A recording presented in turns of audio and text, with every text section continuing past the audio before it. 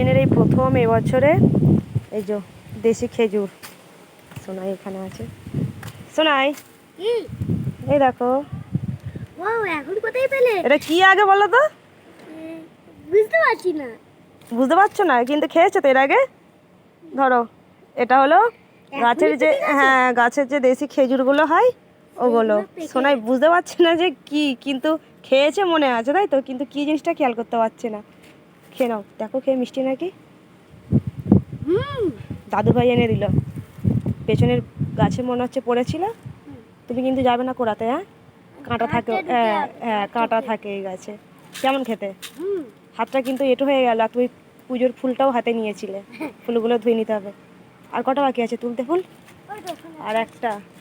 ঠিক আছে, তুলে নাও। ঝুড়ি নাই নেই তুলে নিচ্ছে।